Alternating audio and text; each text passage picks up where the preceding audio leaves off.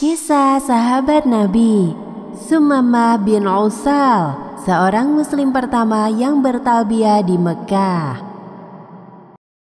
Atas segala kebaikan Nabi terhadap Sumamah ketika ditawan, hati Sumamah terketuk. Ia mendapat hidayah dari Allah Subhanahu wa Ta'ala. Sumamah, seorang kepala suku Hanifah yang sebelumnya sangat membenci Islam, membenci Rasulullah Shallallahu Alaihi Wasallam, dan bahkan berniat membunuh beliau, akhirnya memeluk Islam. Dulu saya pernah membunuh beberapa orang dari sahabat-sahabatmu. Apa yang harus saya pikul karenanya? Tidak ada dosa atasmu, wahai Sumamah, karena Islam menghapus apa yang sebelumnya. Rasulullah Shallallahu Alaihi Wasallam memberitahu Sumamah bahwa ada kebaikan yang telah Allah tetapkan pada dirinya karena ia telah bersedia memeluk Islam. Mendengar penjelasan dari Rasulullah, Sumamah merasa bahagia. Lalu ia berkata, Demi Allah, saya akan melakukan terhadap orang-orang musyrikin sesuatu yang jauh lebih berat daripada apa yang telah saya lakukan kepada sahabat-sahabatmu. Saya meletakkan pedang, jiwa saya dan semua pengikut saya demi membelamu dan membela agamamu. Wahai Rasulullah, kala itu pasukanmu menangkapku ketika saya hendak melaksanakan umroh. Menurut engkau, apa yang harus saya lakukan sekarang? Pergilah untuk melakukan umroh, tetapi lakukanlah sesuai dengan syariat Allah dan Rasulnya. Nabi Muhammad Shallallahu Alaihi Wasallam kemudian mengajari manasik umroh yang benar kepada Sumamah. Tidak ada kegiatan meminta-minta kepada berhala dan menyembelih hewan untuk berhala. Beliau mengajarkan hal-hal yang dilakukan saat umrah sesuai tuntunan Islam. Sumamah pergi melanjutkan perjalanan untuk melaksanakan niat umrah. Sesampainya di Mekah, Sumamah mengangkat suaranya dengan lantang, mengucap talbiyah.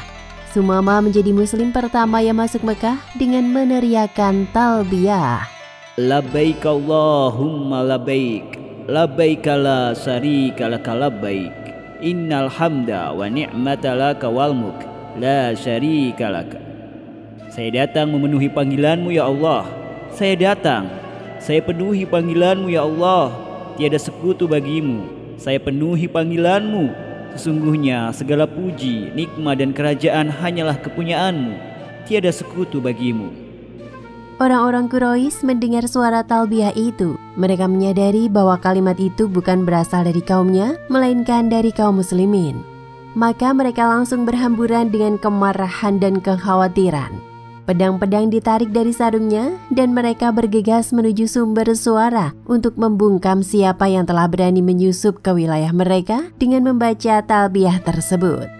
Mereka pun akhirnya mendapati bahwa yang membaca talbiyah adalah Sumamah bin Utsal. Ketika orang-orang Quraisy datang menghampiri Sumamah, ia semakin mengeraskan kalimat.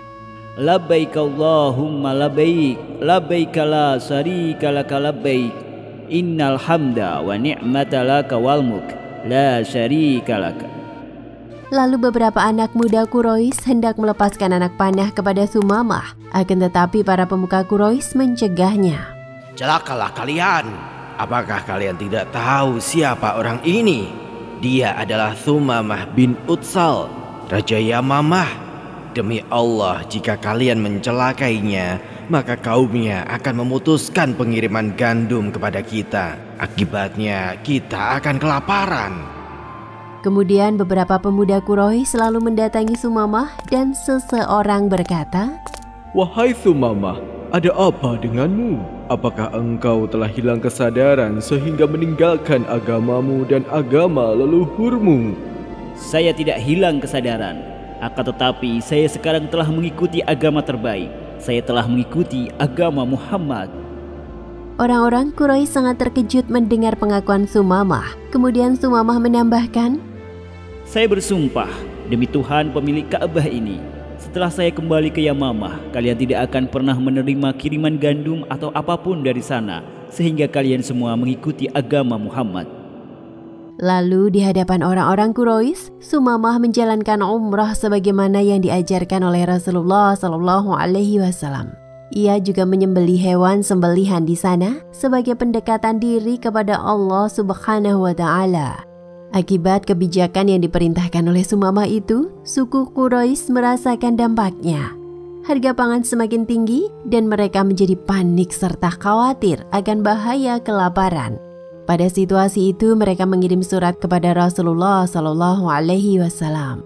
Salah satu perjanjian di antara kita adalah bahwa engkau akan tetap berusaha menjaga silaturahim. Kini engkau sudah memutuskan hubungan silaturahim ini karena engkau telah membunuh kaum bapak kami dengan pedang dan mematikan anak-anak kami dengan rasa lapar.